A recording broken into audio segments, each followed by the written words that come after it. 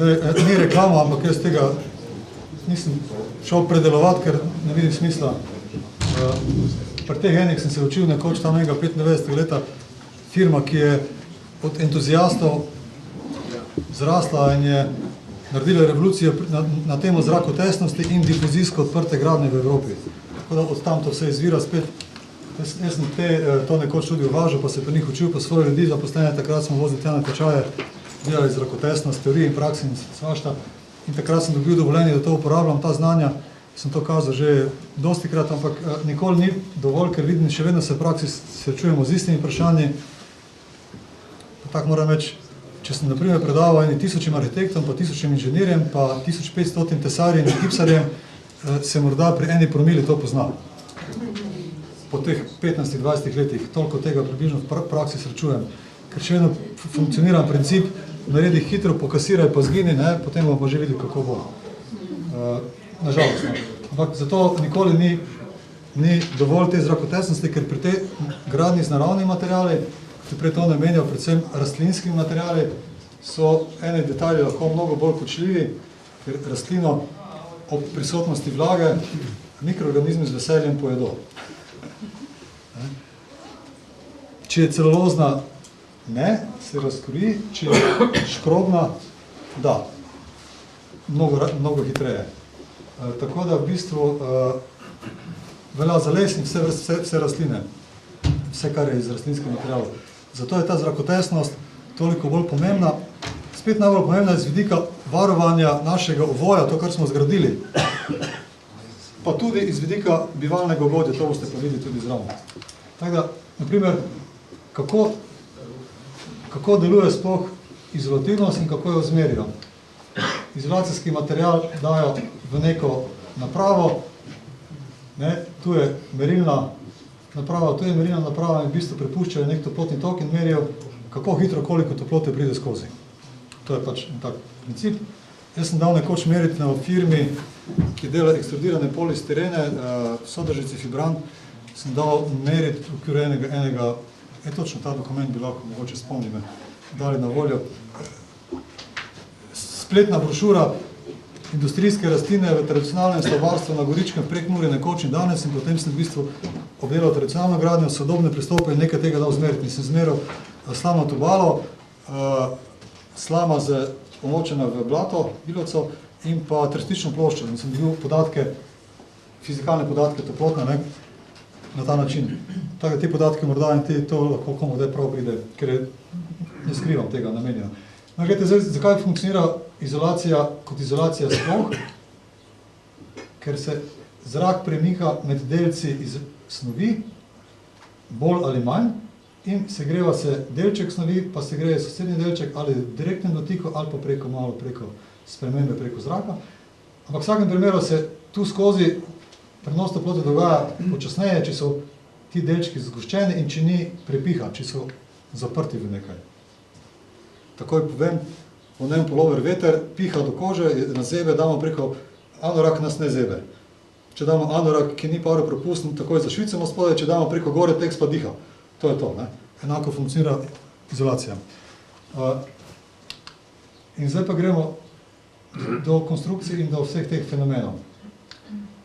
Strešna ali pa stenska konstrukcija se je vseeno, skratka, željeno bi bilo, da je izolacija čim več, pa da je znotraj in odzunaj z nečim omejena, da ne izpihuje teh toplih delčkov molekul zraka, ki bi uhajala skozi. Toplo po zimi ven, poleti vroče odzunaj noter. Vedno gre od več na manj. Tako kot voda z višjega na niže, tako kot krogla z višjega na niže, tako gre višja temperatura na nižjo temperaturo. Se izravnava. No, tisto je teoretično zamišljen, krasen, prej res. Potem se pa zgodi, da pa tu ni zlepljeno, pa tu ni zlepljeno in v bistvu toplota uhaja tudi mimo tega, kar smo si zamislili. In to zdaj že vidite ves trik vsega tega, kar bom v nadaljevanju govoril. To je teorija, ki jo računamo v računalniškem modelu. To je teorija, ki jo računamo v računalniškem modelu. To pa je pogostokrat praksa, ki se nam dogaja v stavbah pozneje. In na kaj to se vpliva? Na toplotne izgube, na poškodbe stavbe, na suho klimo v zimi, po zimi v objektu, na slabo poletno toplotno zaščito in pa na zmanjšano hrupno zaščito. Jaz prevajam, reče, to nisem se predeloval. Glede, tu je še bil K napisan, v tistih letih, to sem nekaj leta 98, 96, v bistvu takrat dobil. Ampak zdaj si zamislimo primer, to ni teorija, to je izmerjeno, to, kar vam zdaj pokazal, so pa izmerjeni rezultati v laboratorijih. In v stavbah v živo, z napravami na stavbah v živo, so tudi merili. Vidite, če imamo 14 cm neke izolacije, pa je zunaj -10, znotraj imamo še močno ploščo, pa je +20, je teoretično 0,3 W, nam gre skozi 1 kvadratni meter, če je razlika 1 stopinja Kelvina. To je pač 30 stopinj Kelvina, pa 1 kvadratni meter rečemo. To računamo. In z tega naredimo energetsko bilanco stavbe, s tem računamo tudi difuzijo, vlažnost, ki je skozi tla, steno, strop, streho, tako dalje. In na koncu... Po slovensko pomeni tako... 0,3? A kaj? Ja, tako da zastopne dokaj ne zastop teh formul. To je toliko kot 14 cm izolacije. Steklene vone, katerekoli, celulozne, rastlinske. Koliko je 0,3 W, v čem bi vam naj to povedal? Ne, in kaj to pomeni, če je zunaj -30 stopinja, ne? Ja, hiša, ki je bila zgrajena na ta način, da bi imela v steni toliko, in v strehi toliko, in v tleh toliko izolacije, pa bi imela 100 kvadratov, bi bila danes približno, bi pokurila približno 1500 litrov olja, pa 1200 litrov olja. To je slaba nizkoenergijska hiša. Take več ne bojo dovoljene z zakonom. Ampak, ko pa se nam pojavi 1 mm špranje, nam pa uide v resnici 1,44, oziroma 4,8 krat več. 1 mm. Ja. Če ni nobenega vetrnega pritiska, nobene termike, nobenega pospeševanja tega prehoda, če je stoječ zrak, znotraj in zunaj. To je ena razpokca. Ja. Predstavljate si to razpokco, tam, kjer je PVC folija, polietilenska folija, pod stekleno volno na strehi, ni zalepljena na špirovc, pa ne na kolenčni zid, pa na noben tram. Kar je v večini hiš še danes, kar tak nekaj visi in tam je milimeter špranje. Če gradite izolacijo, pa ni tesno do špirovca, pa jaz sem popravljal dosti streh, pred 10-15 leti, ponekod si lahko roko skozi dal, na vozlišču 3-4 tramov je bilo taka prazna luknja, tako dalje. Skratka, milimeter je zelo veliko.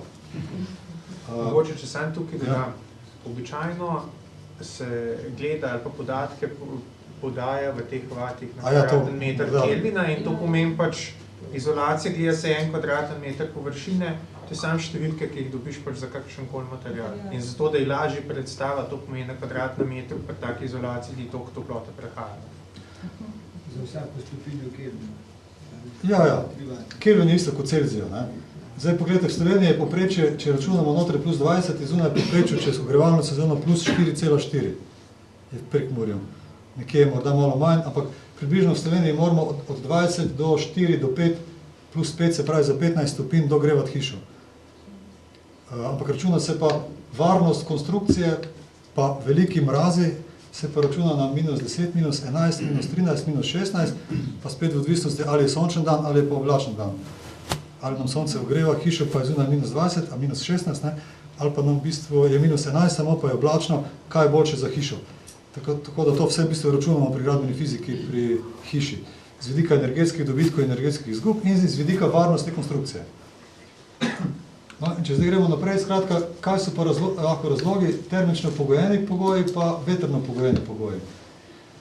In zdaj si postavljate, da je to prerez ene hiše, pritličje pa mansarda, pa je odprta mansarda navzgor, pa je pritličje +20, zunaj -10 spet.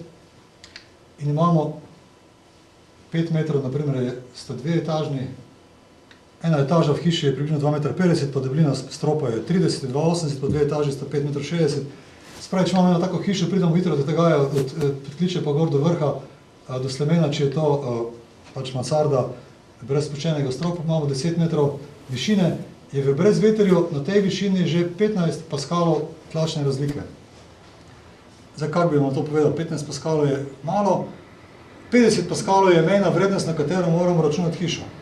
50 paskalov, se pravi trikrat toliko, je približno tako, kot ko piha južni veter, pa se na drevesu majajo veje. Ali pa 3 do 4 bufore na morju, če kdo jadra. Ko so že valovi pol metra do meter, pa v bistvu kar piha, ne? Ni še neprijetno, ampak precej piha. Se pravi, ampak v tem primeru govorimo o gibanju zraka iz tal, toplo se dviguje, hladen pada dol in toplo cili zaradi tega kroženja navzgor, skozi strešno konstrukcijo. In išče te luknje. In ta termični dvig zraka išče te luknje in tam nam uhaja. To pogledajte, zdaj, ko je padel sneg na strehe, kje se najhitreje sneg raztali, okrog dimnika, okrog strešnih oken, kjer je kako stopnišče, boste takoj videli, kje so luknje v foliji, kje je izolacija v strehi. Tam si je topel zrak našel pot in je takoj začel taliti sneg na strehi. Se pravi, smo ogrevali hišo za taljenje snega zunaj. Potem se takoj vidi, ne? Ampak to se pravi, zapomnimo si 15 paskalov.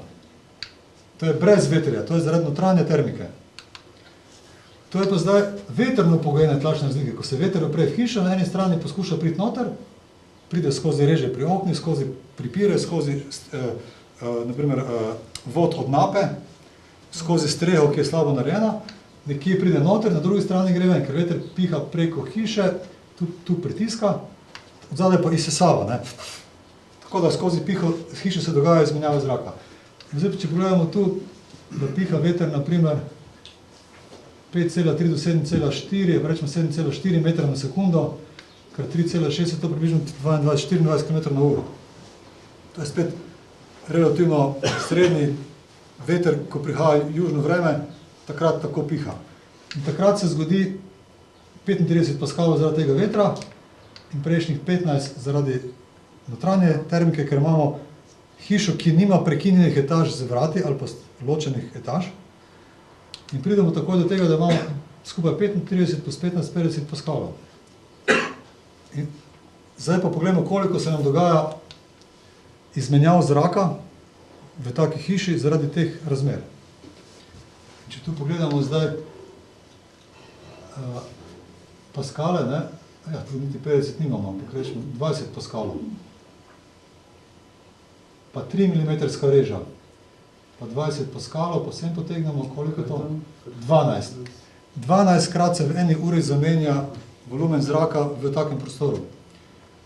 To je super. Dobijaš celo 2, ja, tega. Potrebujemo 0,5 do 1-kratno menjavo v primeru najslabših materialov v stavbi.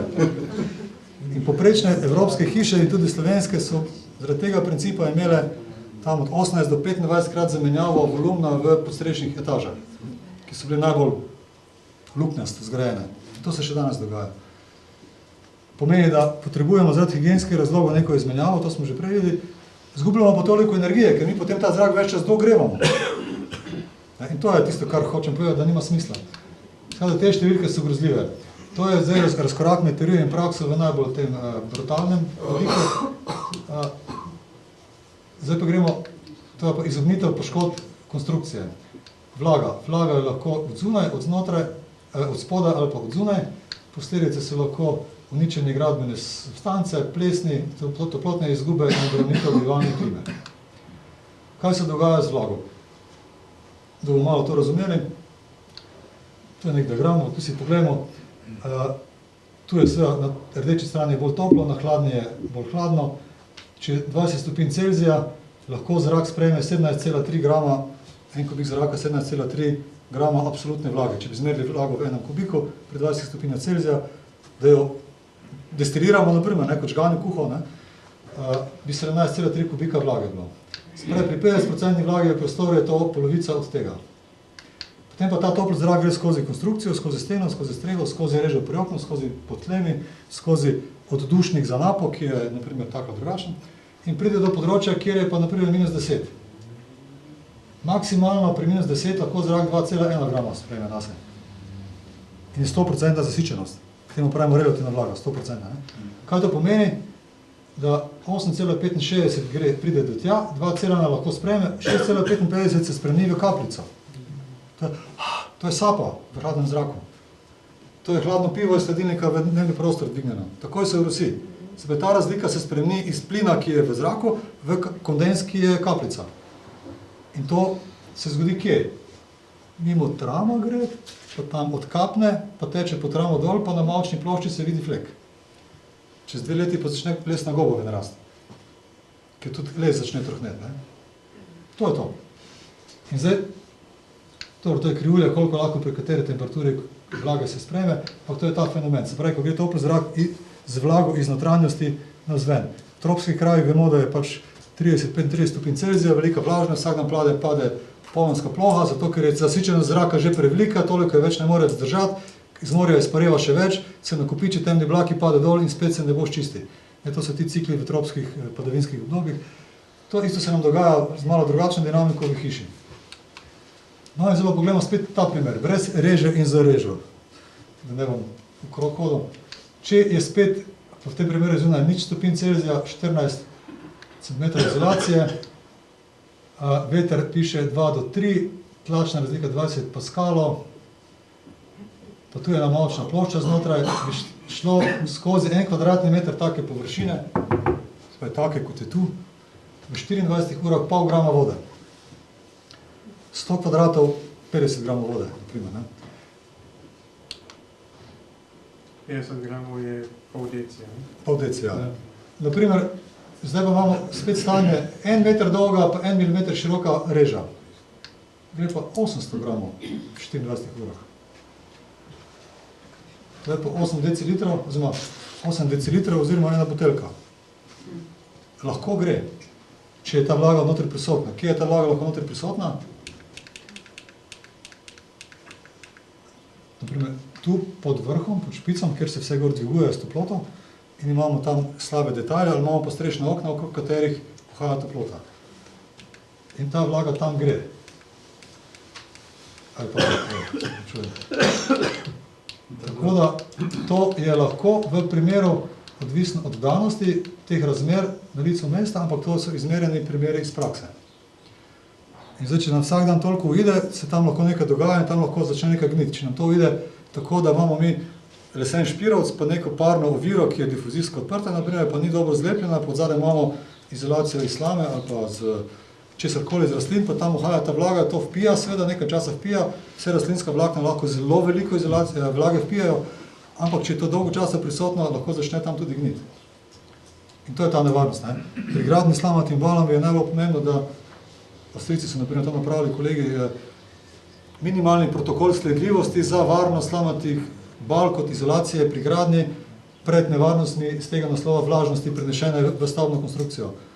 Slama se sme požeti samo, seveda, ko je lep suh dan, potem se balira in se mora dati takoj pod streho, se pelje za zaprtim tovorom na lice mesta stavbo pod streho ali pa na deponijo, ki je pod strehi. In se zmeri vlaga, preden se vgradi.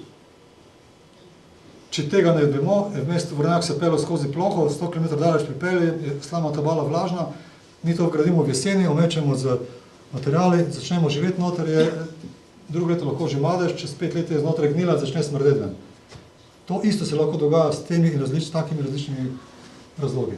Tako da ni tako nedolžno. Zdaj imamo pa, kako gre para skozi konstrukcijo, skratka nekje, kjer je več toplote, je več vlage, se prebija počasi skozi in gre ven. To je ta fenomen, temu se pravi difuzija. Potem imamo pa reže, temu pa pravimo konvekcija, se pravi, to pa tisto, kar nam uide skozi luknje, skozi netesnosti. In vidimo, da je seveda prehod pare skozi material zelo majhen, prehod pare skozi ovinke, ki jih nade, je pa zelo velik delež. To je tista šalabajzerska para, ne? Ja. In zdaj, dokaj smo imeli, naprimer, v strehah tako sestavo, da se imel špirovc, pa neko parno zaporo, neko folijo, ki si se imel luknjo, potem imel luknjo, je pa spodaj bil prezračevan sloj, je ta para tu uhajala ven. Danes imamo pa drugačne načine gradnje, ne? Da to luknjo tu probamo izpustiti, zato da ne izgubljamo toplote, pa da dobimo več izolacije strehe in danes je samo ta sistem, že 10-12 let v veljavi. Je pa seveda problem, kaj je s to paro, ki pride tu skozi reže in ne more več ven. Tu je zdaj to razmerje med tem, koliko vlage gre in koliko je vide ven. In zelo malo se v tem tu poigrali s temi številkami. In je zdaj vprašanje bilo, v primeru, da je zunaj neka sekundarna kritina, ki je zaščita in toplotne izolacije in znotraj smiselno odprto, kolikor je le možno, ali je to vprašanje, ali je to tehnično utemeljeno. Skratka, tu nam naj ne bi uhajalo notri več, kot si želimo, tu bi nam pa naj ušlo več, koliko želimo. In razmerje med paropropustnostjo materijala na notranji strani in paropropustnostjo zunaj nekje v klasičnem tesarstvu, krovstvu v Evropi je zdaj 1:6. Se pravi, če ima ta folija zunanja zelo veliko paropropustnost kot nek Gore-Tex, je ta notranja vsaj 6-krat manjša. Ampak to je še vedno vse zelo paropropustno. Tako da te mere okrog, ne to za razlago, kaj je preveč. Poglejmo zdaj primer, kaj se pa dogaja, ko je zgoraj kdo gradi zelo močno parno zaporo, naprimer nek bitumenski trak, ali pa to je enako velja zdaj za ravne strehe ozelenjene, kjer gore damo neke vodotesne folije, ki skoraj nič ne spuščajo vlage ven. Ne? Ali bi to naj bilo prezračevano ali ne in kaj to pomeni za varnost konstrukcije v luči tega. In vprašanje, ko je zunaj zelo tesno, ali znotraj tudi dati še zelo tesno, ali pa zelo malo tesno, se pravi paropropustno. Ali uporabiti ta princip, se pravi znotraj tesno, zunaj tesno, ali pa zunaj tesno, pa znotraj rahlo tesno.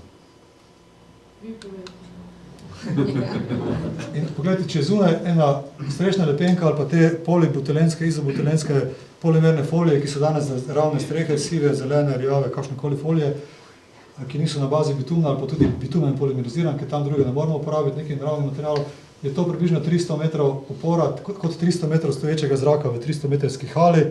Če vi na eni strani spustite noter vlago, pa ni nobenih vetrov noter, pa ničesar temperaturni razlik, se bo ta počasi premikala do konca 300 metrov daljne stene na drugi strani. Se pravi, ko se izenači vlažnost po celotnem prostoru, temu pravimo upor kot 300 metrov stoječega zraka. Zato je ta enota. Znotraj imamo pa parno zaporo, to je pa ena polietilenska folija, ki pa ima 50 metrov.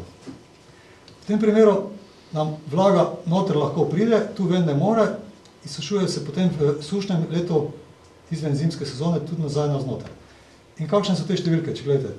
Se pravi, v zimskem času bi nam na 1 kvadratni meter nastalo 16 gramov vlage, v izsuševalnem obdobju bi pa 44 gramov lahko šlo ven, navznoter.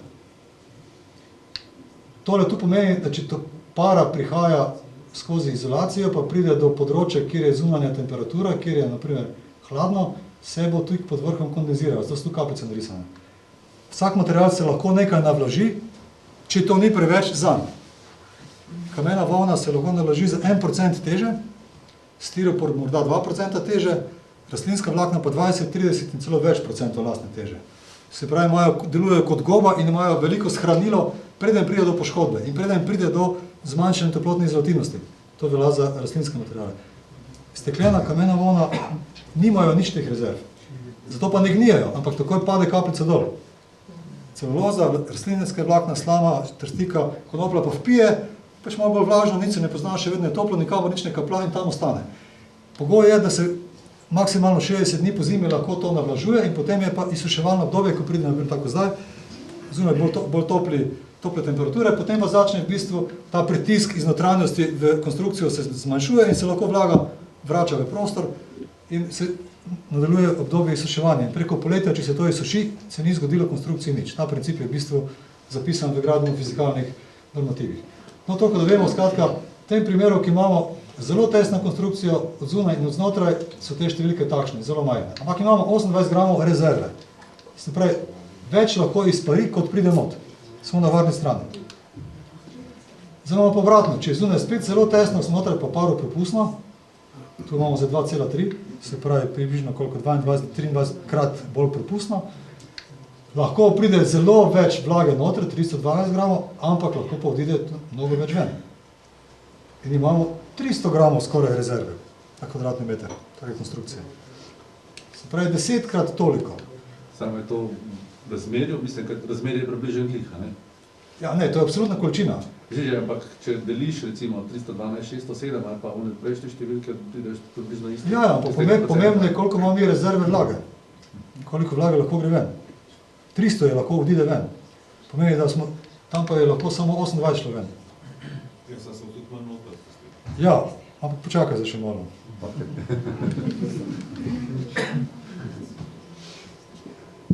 Grem pa najprej na to. Ne, pridem do tega, predaleče. Kako pride vlaga not? Iz prostora, preko folije, preko materijala mimo materijala ali pa vgradimo moker les. Tiste je pa že not. Pridemo od tega, koliko pomeni moker les, koliko pomeni skozi kvadratni meter in koliko pomeni skozi milimeter špranje. In boste videli potem čez čas razmerje med temi količinami. Vam povem, kar že zdaj, tisto razmerje moker les je 1000-krat hujše od tega, kar zdaj govorimo. Od odzuni pa vlaga ne prihaja? Od zunaj prihaja poleti, ko je zunaj višja temperatura kot noter. Vedno gre vlaga z toplim zrakom, ki sili področje hladnejšega. Kaj pa če kje blizu šmerite živiš, pa to, kaj si skozi, v bistvu na vlažnem? Potem se bo lahko izenači. Vlaga gre vedno iz več na manj, toplota pa tudi iz več na manj. Topli zrak sili zunaj ni toliko, nima tazga vpliva. Ne, ker zunaj bo sililo samo noter, če imamo pod strehi noter 25, naprimer, zunaj je pa pač 26 na strehi. Takrat bo se začel topli zrak premikati proti notranjosti in bo sabo nosil to vlago. Če bo pod streho 50 stopinj, bo hitreje, bolj pritiskal, ker je odvisno od temperaturne razlike. Ja. Vprašanje. En znanec je gradil hišo, in sicer montažno, ker je pač stranski ovoj je bil stiropor, medtem ko streha je bila izolirana s kameno volno. In kaj so mu naredili, zdaj, če mi lahko potrdite stvar, ko smo jo postavili, smo okoli estrih naredili, prej je bila debata o tem. In toplotna črpalka, ki so jo pa takoj vklopili, zato da se je začel pospešeno sušiti estrih. In kaj se je zgodilo gor na vrhu, je dejansko imelo vso izolacijo mokro naenkrat, zaradi pospešenega izklapevanja. Ker na stran ne more iti. Zdaj lahko pričakuje, jaz smo rekel, verjetno trajno deformacijo izolacije lahko pričakuje, in več ne takih toplotnih izolativnosti, kot so bile predvidene. S čim pa je pokrita ta? Na ravnem stropu je estrih ali kako? Ali kje je estrih? Ne razumem. Estrih je na tleh, on estrih so šil? Nič, in so šil. In gor še bo se odprto, in je šla... vlaga gor, In je namočilo izolacijo. Jaz sem to videl, en primer, podstrešno okno, okrog še pločevinasta obroba in še ni bilo izolirano nič. Stene so bile, streha je bila izolirana, razen okrog okna še ni bilo izolirano. Pri minus 15, minus 18 mi kličejo, čujte, nam pa streha spušča. Gore popolno snega. Kako lahko streha spušča pri minus 15, se pa ne držuje, Grem gledati, so dol visele take velike ledene sveče. V hiši je bila temperatura 7 stopinj Celzija, hiša še ni bila naseljena, ti detajli so še manjkali in iz vlage estrihov ometov v hiši, vlažnosti v hiši se je nabralo vsako noč na Velux okno približno, za vse na kjer okno, ampak obroba, se pravi 80x140, to je 280, 440 cm krat 10 cm počevine, se je nabralo vsako noč za 3-4 take debele ledene sveče vlage. Iz 7-stopinjske temperature v hiši. Tako da to se dogaja v resnici, ampak to pozneje ne vidiš, ko ti dajo prek neko blendo, pa več ne veš, da je odzadaj luknja. Proizvajalci imajo vse rešitve na to temo narejene in so vrhunske. Vprašanje je, kako kdo to načrtuje, kako kdo to izvede. Ker včasih je tako načrtovano, da je to onemogočeno, večinoma pa izvajalci nič o tem ne vedo, pa jih ne briga. Nadzorniki pa tudi ne vedo in jih tudi ne briga. Gremo zdaj dalje. Povejo vprašanje, strišno okno da ali ne? Da, vse je v redu, samo pravo je treba narediti. Ni problem. Šamparija je problem, ne teorija.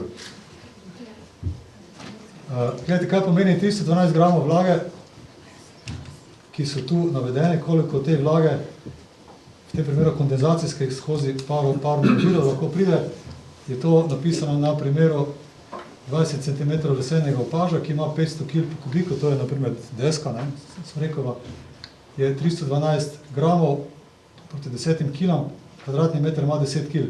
To pomeni, da se notranji opaž navlaži za 3%, kar za les ni nobenega problema. Ali pa drugače, če gradimo 20 cm celulozne izolacije v streho, ima 50 kg na kubik, krat 20 cm je 10 kg izolacije, če teh 10 kg toplotne izolacije celuloze navlažimo, s to vlago je spet to samo 3%. 3% pri izolacijah iz rastlin ni nič. Pri kameni volni in stekleni volni je pa to že več, ker tam je samo 1% dovoljene navlažitve, ker kamen se samo po površju ovije vlaga, kar je več steče dol. Pri rastlinskih materialih pa vpije materiali, to vlago. Zato je to poanta, da pri naravnih materialih ta večja vlaga ni problem, pri sintetičnih je problem, oziroma pri teh industrijskih. In tu zdaj imamo razmerje prikazano za nekaj primerov. modro je vlaga, ki pride noter, rdeče je ta, ki se lahko izsuši in to je rezervno. Se pravi, v primeru, da imamo znotraj parno oviro, zunaj pa fez zatesnjeno, je največ rezerve v takem primeru, ko imamo znotraj parno oviro. Če imamo znotraj 30 metrov, 50 metrov, 100, 300 metrov, 300 metrov, naprimer aluminijasta folija od znotraj, pa od zunaj strešna lepenka, kar so v Sloveniji zelo intenzivno 10 let zasledovali pri ravnih strehah, od zgoraj dajmo debel polimer bitumenski trak, znotraj pa damo aluminijasto folijo in vse polepimo, se pravi, so zasledovali ta princip. V tem principu imamo samo 10 gramov na kvadrat rezerve. Potem prije pa električe, pa napelje skozi eno cev, pa tam ne zalimo. Halo? Mi smo že porušili ta princip, ker kar pride noter, ne pride ven. Če pa še vnesemo moker les noter, je pa hudič takoj. In zdaj gremo naprej. To bom te številke malo spustil, to morda drugič. Aha, obremenitev z vlago izolacije preko gradbenega lesa. Na primer Špirovci 8x18, na razdalji 62,5 do 81,5. To je zdaj nekako tako običajno primer gradnje v stenah ali pa v strehi pol še dodajam kaj. In pogledajte, če se les posuši za 1 odstotek, je to 100 gramov na kvadrat. Se sprosti. Če se les posuši za 15 odstotkov, je to 1,5 litra na kvadrat. Sproščene vlage. Koliko je vlažen les, ki pride v Sloveniji na gradbišče v strehu? 35 do 45 odstotkov, 99 odstotkov primerov. Les, ki je požagan, pa čez mesec dni v strehi ima 45% vlage in več. Les tram, take vrste, špirovc, ki leži na zraku, da se suši, iglast les odda vsako stran konstrukcije tramu, centimeter na leto se posuši. No? Trd les se posuši 5 mm na leto. Se pravi 16 na 20 tram. Se bo 16, če je z iglastega lesa sušil 8 na vsako stran, 8 let vsaj. Če je trd les, se bo posušil mnogo dlje. Zato mora reči skozi sušilnico. A pa mora biti prav čez posebno, večino plavimo. Ja. Ja. Pa tista vlaga je celično vezana, pa še nekaj časa, čez nekaj let, 10 let, pa let se pa sprosti in tudi gre ven. Tista 2 dni noben ne bo trofil na trgu. Pa žagarje pa tudi ne briga, nekaj pol so obvez biznis. Tako da, gledajte, realno je tam med 1,5 do 3 litra na kvadratni meter mi vnesemo vlage skozi mokre ostrešja. In zdaj, če to vnesemo še v stene in v strop, kar jaz nažalost vidim pri večini graditeljev hiš naravnih materialov v Sloveniji tudi, ne, potem dobimo te razmere. Zdaj pa pogledamo, kaj to pomeni. Preko difuzije, se pravi skozi folijo, koliko se prebije vlage. Pri parni oviri, ki zelo odprti, to je 2,3 metra, mora biti to napaka, gre 5 gramov v enem 24 urah skozi. Ne? To računamo v gradbeno-fizikalnem računu, ki ga potem priložimo na črto za gradbeno dovoljenje in ko tam izpiše ustreza, se bo izsušilo toliko, kot se lahko ne blaži, dobite vi gradbeno dovoljenje. To je tam del elaborata. No, potem pa se zgodi v praksi milimetrska fuga. Pa pride na kvadratni metr še 800 gramov zraven. Tega pa ni v nobenem izračunu. Potem pa se zgodi še 100 gramov za vsak procent mokrega tramu, ki ga vnesemo v konstrukcijo. In zdaj vidimo, da tu so kapljice narisane kot črtkana, para narisana kot črtkane črte, tu je že precejšen tok, tu je tu polno vlage in vse skupaj to seštejemo, imamo tu polno vlage in tu polno vlage in polno kondenza. Dobro, znam to ni vse naenkrat, ne, tiste lesne, ko piše 100 gramov na kvadraten meter. Ja. V kakšnem času se spusti? Če se posuši za 1 odstotek, je to 100 gramov. Če je 45% les šel v streho, kdaj se bo posušil za 1 odstotek? V kakšnem času? Za 1 odstotek v 2 tednih. On bo to vlago dal v okolico. Ta primer, ne, da vhaja vlaga noter, pa da je vse mokro, sem imel na primeru 2 term, ko so delali leseno konstrukcijo, na kovinsko konstrukcijo, pa so gor naredili neko šlampasto folijo, pa malčne plošče gor in potem po prvem letu ljudje na ležalnikih ob bazenu v termah, Moravske Toplice konkretno, pa še ne druge, niso mogli na ležalnikih ležati, ker so curki vode tekli iz strehe skozi mavčne plošče. Ne, skozi tiste različne vloge so bile. In potem se to gor odprlo in je teklo, zato ker je bil tak primer. Tam je bilo noter 30 stopinj, vlage ogromno, se pravi na kubični meter zraka pri 30 stopinjah Celzija, v termah je 22-25 gramov vlage, to gre skozi reže, skozi tisti spuščen strop, pride do hladnih delov, kondenzira, teče dol in poplavlja tako, da so morali omakniti vse ležalnike. In potem so začeli delati sanacijo in to na ta način, da so vsako noč od 10. zvečer, ko so zaprli bazen, do 6. zjutraj, pripeljali oder na kolesih, 2 odra, 2x4 ekipe so šle, odstravljene vse obloge in zatesnile in naredile tako, kot je treba. In potem se je to nehalo. Kako pa je to šlo skozi nadzor čez, glede na to, da vse... Nadzor pojma nima.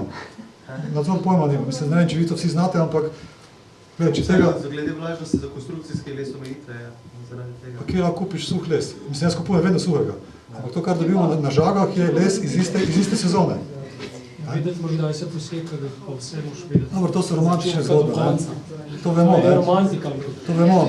Če se da pravilno, to prav pride, pravilno izbran les, ne? Da boste to vedeli, prvo se odrežejo krajniki, ki so lahko samo krajniki, tudi strženi. Potem se odreže deske, ki se smejo uporabljati samo za opaže in ne ali za kurjavo.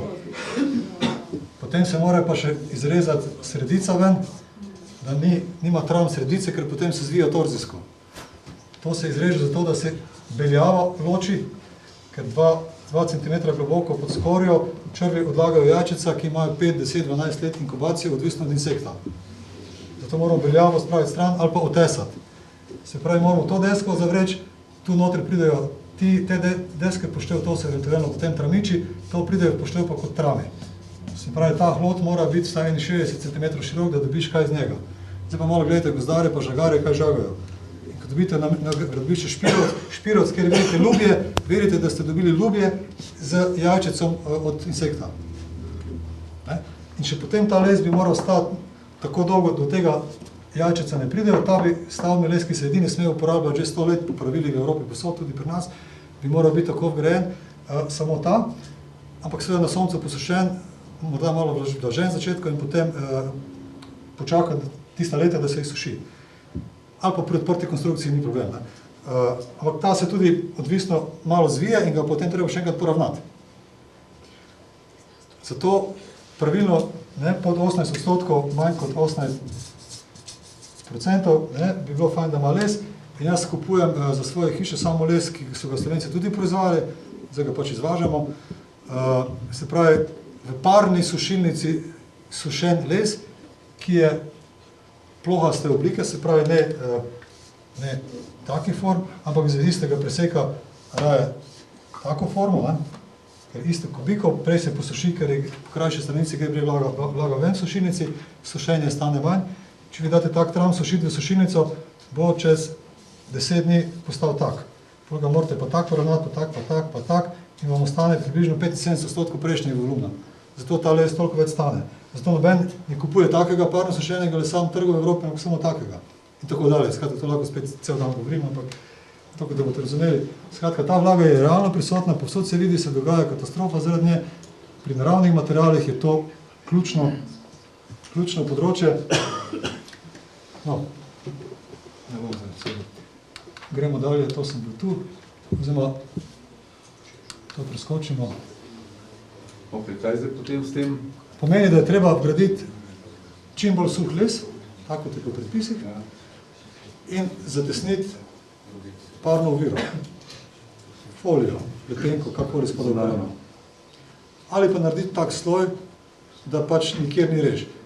Elektroinštalacije je treba vsak predor, gledajte, če tule gre vlaga po cevi, pa ta cev gre zgoraj, pa je zgoraj napeljana ponavadi po toplotni izolaciji ali pa celo po hladnem delu podstrešja od zunaj.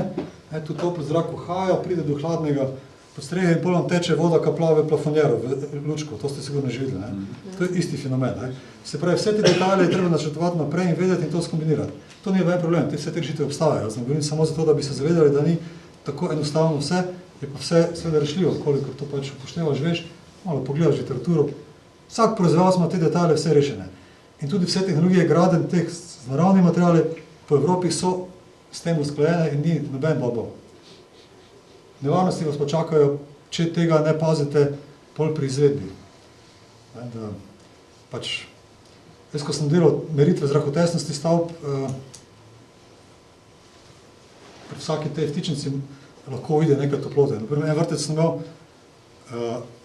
ravno betonski strop, smo sanacijo delali 1250 kvadratov, skozi smo imeli 280 predorov za razvod elektrike za svetila.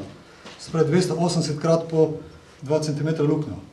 To, če to rečem 3 kvadratni centimeter, kad 280 je 800 kvadratnih centimetrov, je 8 kvadratnih decimetrov, je to 2x4 luknja v betonskem stropu stalna, koliko tam lahko vidi toplote. Zdaj, če ne bi to vse zatesnili, bi nam povsod nekaj uhajalo.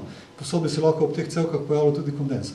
Tako da to je en kup teh detaljev, ki se jih pač je treba tem zavedati. Gremo zdaj malo še naprej, ker skratka, to je rezime. Razlika med teorijo in prakso je ta, da mi v teoriji računamo, v gradbenem fizikalnem računu samo difuzijo, v praksi se nam dogaja konvekcija, se pravi količina skozi reže in hkrati se nam dogaja še mokro začetno stanje, mokrega vnešenega lesa ali pa česarkoli drugega. In to je pa to, koliko pa lahko ta sod, ki dobi vlago iz difuzije, rež in sam je vlažen, koliko lahko spusti ven, temu popravimo potem izhlapevni potencial. Skratka, to razmerje je treba se zavedati. Zdaj pridemo pa na Pol, v bistvu, obratni primer, ja, povem. Če v bistvu zaključimo, dejansko ta parna ovira na notranji strani dejansko sploh ni smiselna. Je. Je smiselna. Ona prepušča skoraj vse, ravno toliko, da če kolikor gre noter, se nikoli ne bo kondenziralo preveč. Ona ti preprečuje te reže, preprečuje ti vse te reže. Če ne bi vsa ta vlaga šla v izolacijo. Bi šlo tudi ven, ne? Se pravi, bilo to več rezerve. Ampak če vneseš zimsko navlaževanje, skozi, ko je pritisk navzgor večji, je mnogo večji pritisk toplega zraka z vlago v konstrukcijo, kot pa v poletnem režimu, ko gre nazaj. In poleti, ko so temperature vse više, ni nevarnosti kondenza. In tisto varno obdobje, to je pa v bistvu nevarno obdobje. In zato so ugotovili, da razmerje med 6 in 1, na primer, je nekje maksimum, zdaj če rečemo, ena zunanja tajvek folija, ali pa ena ta lesna vlaknenka, ki jo imamo nekje spodaj, tudi sem videl, lesne vlaknenke imajo isto parno oviro zunaj kot te Goretex folije, tajvek je v bistvu isto kot Goretex. Se pravi, če damo na zgornjo stran toplotne izolacije lesno vlaknenko, ima približno 2, 3, 5 cm upora kot 5 cm stoječega zraka. To je v bistvu skoraj nič. Pomeni, da zelo spušča paro ven. Če daš tajvek folijo ali pa katero drugi paro propustno, je enako. Razlika med sintetično folijo in lesno vlakneno sekundarno kritino je ta, da lesno vlaknena sekundarna kritina vso to vlago lahko vpije nase in se nič ne zgodi, pri tajveku pri iste obremenitvi bo pa takoj kapljica in bo takoj dol padla. Kje? Tik ob tramo, kjer slučajno nismo ravno vrezali izolacije. In gre mimo izolacije, mimo parne ovire, če je ni. Za pol prsta debela luknja pri spoju špirovca in škarnikov, ker je pač izolater še bil malo šlampas, tam uide okrog in pride takoj do zunanje površine, do sekundarne kritine, kjer je po področje hladnega zraka in tam kondenzira. To lahko vidiš ponekod pri, ko v bistvu kapla iz nosov strešnikov, kjer imaš, na primer, podstrešje, ki še ni izolirano, ali pa je hladno podstrešje prepihovano, pa imamo, na primer, primere jesenskih inverzij, pa po noči megla in mraz, čez dan pa sonce. Takrat tudi na tej kritini, ki ne spušča od znotraj vlaga, ki je prišla kot megla noter, kondenzira na strešniku, odkapne pri ležišču, pri nosu dol in vidiš tam madeže na lesu, na letvah. Ali pa pada dol, na primer, na nek mavčni strop, pa s tem spodaj vidijo folka. Ja, tudi tramovi, v bistvu, ja. lisasti, ne? Pa lisasti, da. To je ta fenomen, ne? Ja. Malo vrtim, ampak te pač pri zgornji, ne, če imamo pa neko zaprto sekundarno kritino, je pa v bistvu od spodaj, če sem vas prav zastopil, boljš dati pač parno oviro, kot pa parno zaporo. Ja. Ampak mora biti zatesnjena. Obe morata biti zatesnjeni, to je pa predpogoj. Tudi če ni zatesnjena, se lahko večna izsušina znotraj. Se pravi, v vsakem primeru je parna ovira prednost pred parno zaporo. To je bil za obratni primer. Glede, ko hladen zrak zunaj radira navznoter. To pomeni primer po zimi zunaj, pa naprimer, da veter piha, ne? Hišo piha, na drugi strani pa izsesava. Se nam pa kaj dogaja? Če imamo 80% vlago pri minus 10, je to 1,7 grama na kubik vlage. In zdaj ta vlaga nam pride skozi reže pri oknih, ali pa okno odpremo, naprimer, pride v hišo. Ali pa tudi skozi strešno konstrukcijo pride skozi. In pride na temperaturo plus 20 stopinj Celzija. 1,7 grama vlage, ki je prišlo noter, pri potencialu, da je 100% vlaga pri 20 stopinjah Celzija lahko toliko vlage nase vzame, je samo še 9,9% delež. Pomeni, da se nam zrak po zimi suši, koliko nam prihaja ta prepih skozi konstrukcijo. Se pravi, pri netesnih, to je zdaj dodatno odgovor, ne? Pri hišah brez parne ovire ali pa konsistentno izvedenega ilovnatega meta ali katerega koli drugega, se nam po zimi dogaja izsuševanje vlage v prostoru. Zdaj pa pridemo še do naslednjega. Poleti, to je zdaj po zimi, to je za ta fenomen, ne? Pa imamo pa zrakotesno za jamstvo poletne zaščite, ali pa zapusto, to je fazni zamik. V poleti se nam pa lahko to dogaja, ne? Če, naprimer, črna kritina se na soncu segreje na 80-85 stopinj Celzija, rdeča na 60, svetla še na manj, in si predstavljamo, da notri pa želimo imeti plus 25, naprimer projektno. Zunaj imamo pa plus 80, se pravi 55 stopinj toplotne razlike. To je mnogo večja toplotna razlika kot po zimi, ne? Ali pa po zimi je taka v ekstremnih mrazih. In pomeni, da topli zrak sili spet se previja po materialih navznoter, se pregreva. Eno, kar mu daje oviro, je odvisno od materiala, ki je. Temu pravimo specifična kapaciteta materiala, to je oznaka C. Koliko toplote moramo dovesti eni kili materiala, da se on segreje za 1 stopinjo. Tu imajo rastlinski materiali najboljše lastnosti, vseh vrst.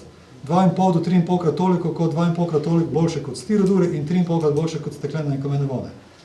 Se pravi, pri isti debelini toplote izolizijskega sloja se bo toplota pri rastlinskih materialih prebijala 2,5 do 3,5 krat dlje.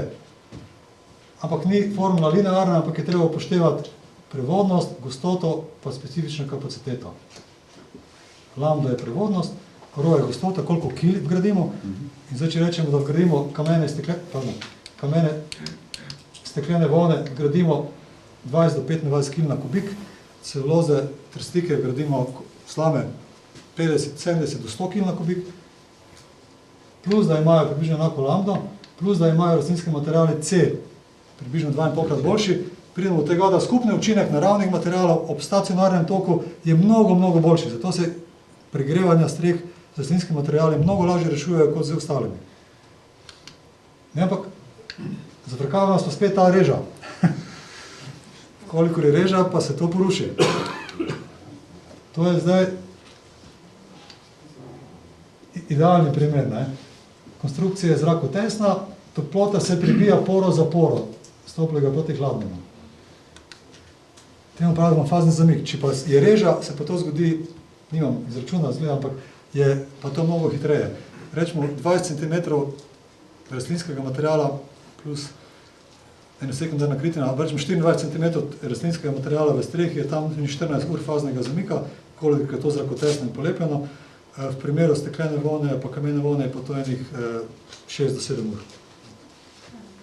Nekoč v Jugoslaviji smo imeli predpis leta 1984, najboljši v Evropi, da je za strehe in stene v montažni gradnji predpisano 10-urni fazni zamik. To noben v Evropi nima, ker so to ukinile multinacionalke, ker prodajajo materiale, ki tega ne zajamčijo. 10-urni fazni zamik je bil predpisan v gradbeni fiziki leta 1984. Tako da, Niko Lari Fari, Avstrijci so nekaj tega imeli, Nemci sploh niso imeli pregrevanja, kako v Nemčiji ni problem. Avstrijci so imeli pa princip ohlajevanja, ker namreč pregrevanje hiše je obratno ohlajevanju hiše. So Avstrijci imeli enormno pravilo, da če zapustiš hišo čez vikend, naprimer, pa te 3 dni doma, temperatura iz 20 stopinj Celzija ne sme pasti pod 17 stopinj Celzija.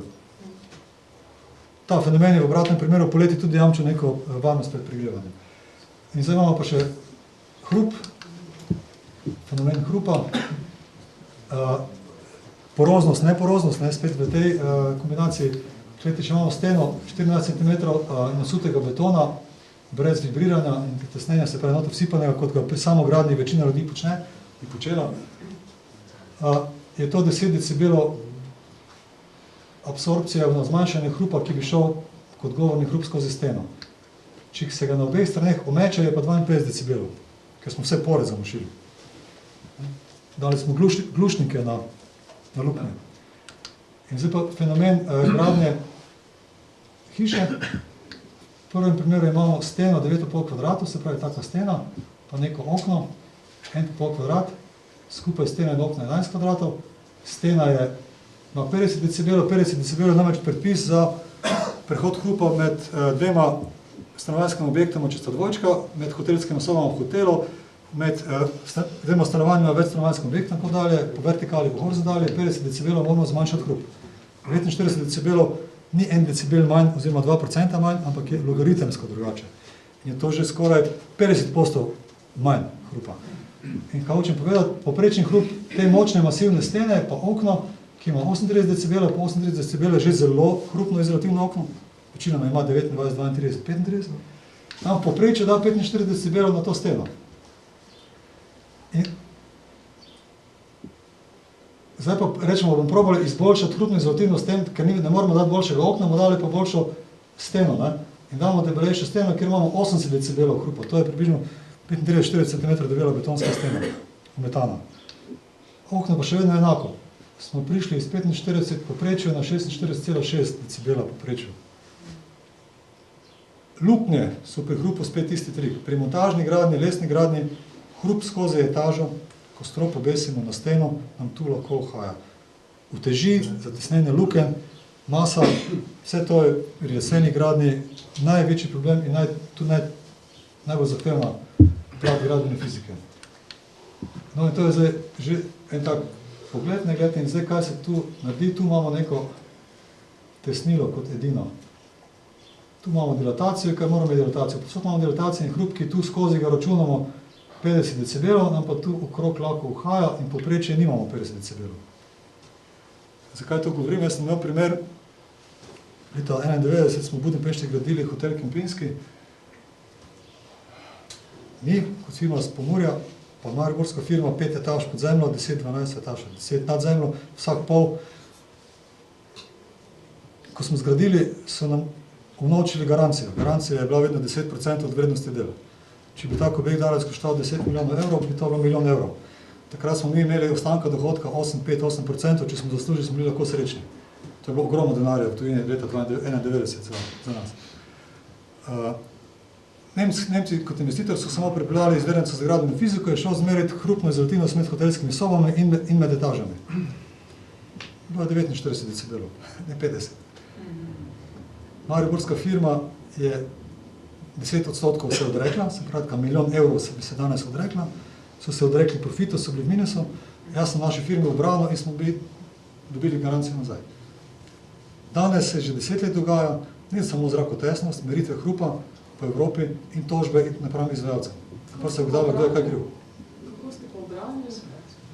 Po Dinu sem dokazal, da je bilo napačno sprojektirano in da nadzorniki niso bdeli na tem. Po nemškem normativu sem vso fazno, vse postopke, vse zapisnike, dnevnik in izračune in po nemško jim izračunal, po nemško predložil in so rekli, v redu, vračamo. Ja. Rekli so mi hvala na firmi. Ed mi je rekel hvala. Ko sem ga izval, da mi reče hvala.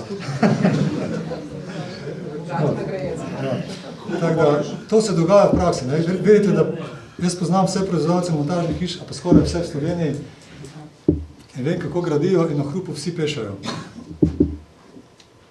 Jaz spodbujam k temu, da bi bilo treba gledati drobove, ampak mi graditelji z naravno gradnjo se moramo tudi tega zavedati. Skratka, hotel sem povedati, da ta razkorak med teorijo in prakso pri zrakotesnosti, ki vpliva na toplotne izgube, na vlažnost, na varnost konstrukcije, na suh zrak po zimi, na vrod zrak poleti in na hrup, so pomembne in je treba na to misliti. Kako pa pri lesenih gradnjih se s hrupom? Sled, vse je šlo.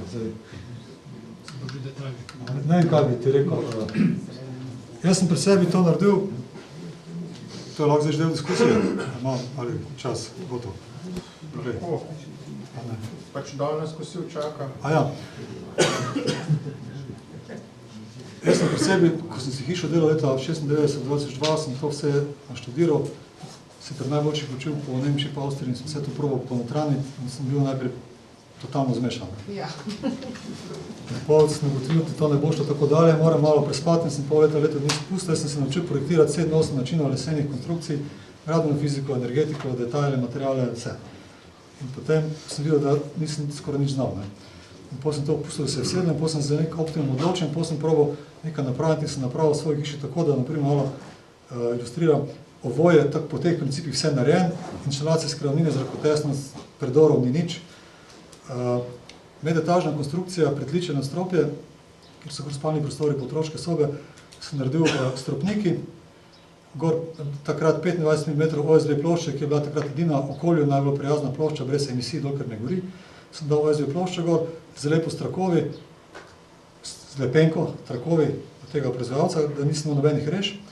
Potem sem gor privijačil tramiče 8x5, leže skratka, tako, katere sem podložil s 5 mm plute, da sem ločil še to od prenosa hrupa preko vijaka, in sem to zvijačil noter, tu je bilo ta OSB, potem sem pa tu vmes nasul 5 cm peska, puconskega suhega peska, ki je imel najboljšo segregacijsko krivuljo, peski se morajo sejati po principih krivulje, debelin peska je zravno, da imaš čim... 0,5 do 3,8 so imeli, z najmanjšim deležem zraka in nič prašnih delcev, se pravi, ko sem to nasipal, se nič ni kadilo, pa najmanj je lufta vmes, da največ hrupa bi zadušilo. In 5 cm take obloge, težke, kakršnekoli, v tem principu ti že 50 decibelov lahko zajamči, če nimaš rušen, luken. Potem sem pa dal preko plavajoč pod z 2 stojev lesnih vlaknej, katerega plavajoče položiš noter desko, se ne dotika tudi, ko hodiš, naposled sem pa položil na to lesen pod. Se pravi, ko ti udariš na pod, to zavibrira, ta deska zavibrira, tu je pa vmes že dušilec, ki ne prenese tega na to, kar se prenese na tega, se preko plute malo zaduši in tako dalje. Tako da sem v bistvu in maso in dilatacijo naredil, ta stropnik je tudi po stropnike, pa še spodaj potem z oblogo z lesena narejen. In funkcionira odlično. Kaj pa na rodevi? Sem zatesnil zgoraj, pa spodaj, pa vmes sem noter naphal kokosova vlakna, tisto režem. Takrat sem ugotovil, da kokos v Sloveniji obstaja že 25 let, še več.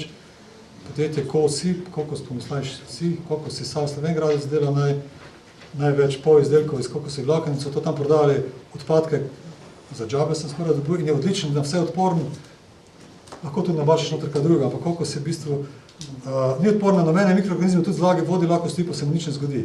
Kot predivo dobiš ostanke, trgance, eno tako bavo, pa to cefraš, narediš take kodre, pa z lesenim dletom kalafataš, zabašeš not in narediš elastično napeto fugo, lahko tudi s konopljimi vlakni to narediš. In sem v bistvu ta hrup okrog sem zadušil, zgoraj za lepo, pa še maso plus dilatacijo gradil. In ko zgoraj otroka, mi spodaj poslušal že v televizijo, naprimer, tako, normalna temperatura, normalna glasnost televizije ali pa muziko lahko poslušal, se v otroško sobo ne čuje. Nimam pa skozi cevi za prezračevanje. Če napelješ pa cel za prečevanje, pa sistem prezračevanja, pa ti posodno šlukne, potem pa vse to jebeš. Potem moraš pa v sistem prezračevanja vgraditi dušilce, labirinte, kot pri avtodušilec. Zato moraš imeti močnejši ventilator, zato moraš imeti močnejši elektromotor, da spravi skozi dušilec tudi toliko zraka, kot ga hočeš imeti na koncu. In tako prideš do nebroj kombinacij.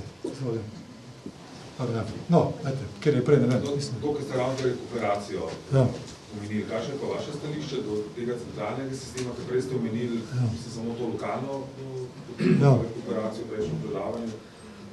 Jaz preferiram lokalni sistem, en par v dnevnih prostorih, pa en par v spalnem prostoru. Razlog, mislim, verjetno imate nekaj. Preveč stane rekuperacije, ne rabimo je toliko, tam, kjer po noči ne bivaš, ne rabiš prezračevanja. Če imam dnevne prostore, ne vem, 50 kvadratov, pa 2,6 visoko, je to 130-150 kubikov. V 2-3 urah, ko tam sediva ženo, ne izločijo toliko vlaga, da je bilo preveč vlaga, zato ne rabim izmenjevati zraka. Materiali mi ne smrdijo, ampak so prijazni, ne rabim jih filtrirati ven, CO2 pa ni vprašanje.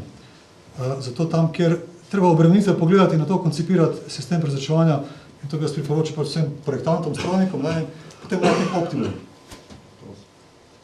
Se to lahko tudi po etažah v bistvu, kako ponovadi. Ja. Dnevna etaža pa spalna. Evo, gospod Vaša izkušnja z variabilnimi parnimi virami? Prej so vmes bile malo nakazane, pa nisem se to spuščati. Nimam osebnih izkušenj, razen da sem od tega prebral video, kar je izmerjeno. Variabilna parna ovira pomeni, da ta notranja parna ovira ima po zimi naprimer parno upornost kot 4 metre stoječega zraka, da čim manj vlage gre not, poleti se pa odprejo opore, pa pride na 0,5 metra, se pravi, tako kot je talo prikazana, je pa 8-krat več lahko gre ven. Se pravi, parna ovira, ki je variabilna, lahko nudi večjo jamstvo pri neprezračevanih strehah. Je to larifari? Ne, to obstaja že 20 let. Polno produktov v Evropi. Mislim, to vem, da obstaja, ampak da to čez 20 let še deluje skupaj. Ali če še vedno tako deluje? Ja, če ne pa postane samo nesprejemljiva parna ovira, pa še vedno parna ovira. Glede, vsi produkti, ki so kot taki tako dani na trg, po enem standardu, ne spomnim se zdaj, kateri je evropski, ampak nemški je bil 17562 DIN, in vsak material mora biti testiran na obdobje 50 let, mora jamčiti vse svoje lastnosti, ki jih ima v začetnem stanju. Zakaj so vsi programi... In ti vsi so na to testirani. Programi za preračun te gradbene fizike, noter, če je gor par nepropustni sloj, tako je predvidel spad parno zapora. Ker so slovenski strokovnjaki za gradbeno fiziko to pred leti tako mislili. In tega še niso upali povzeti. Poznam te ljudi, ker sem vsi kolege, to je pač, so naši strokovnjaki iz fakultet pa z inštitutov to delali po naročilu podjetij in so večinoma v Sloveniji še nikoli ni država financirala programov za gradbeno fiziko, tako vedeli. Vedno so financirali ali KNAF, ali pa Fibran, ali pa predtem Krka Novo mesto, skratka. In ti so financirali te programe in so probali zajeti to, kar je takrat bilo najbolj običajno. Za njih so podelali gospodje iz fakultete za strojništvo, ZAK, ZRMK, pa teh eni par znanih imen, ki jih poznamo, in so v bistvu, in strojniki seveda in gradbinci, in so oni to v bistvu spravili v nek tak okvir, da je to za večino primerno. Difuzijsko odprta gradnja pred 10 leti, ko so to počeli, še ni bila tako pri njih priznana, da bi si upali to narediti. Zdaj, ko jih poznam, je že samoumevna. Ker recimo Knauf Insulation, imaš vse, če damo gor desko, je že parno zaporad sklad, v programu. In pa si zmešan, ko koridorek, ko gledaš ko misliš, da je zadeva... Ja, nerodno, Bi morali še s kakim tujim programom, kdaj to preračunava, da bi dobili občutek, koliko lahko. Probajte, dobi se en program,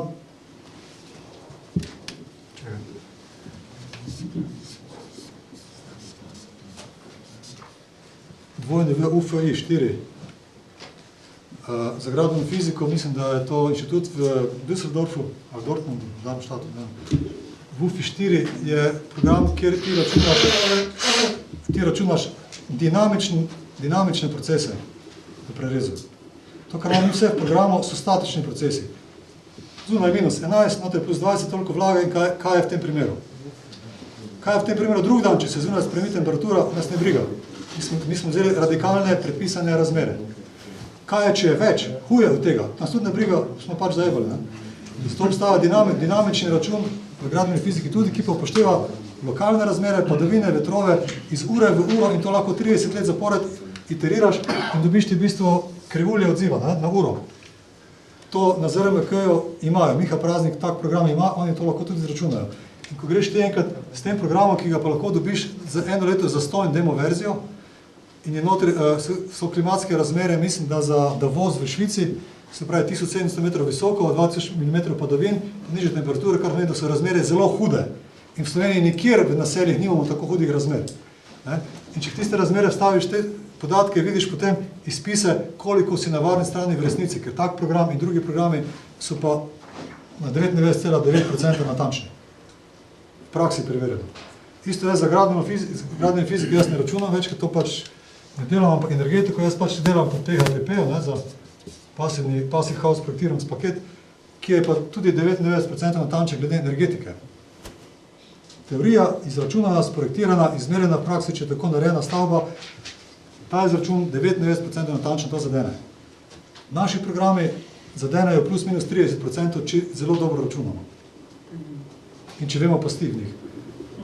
Ja, moram negati. Se lahko pogovarjamo pošljeno.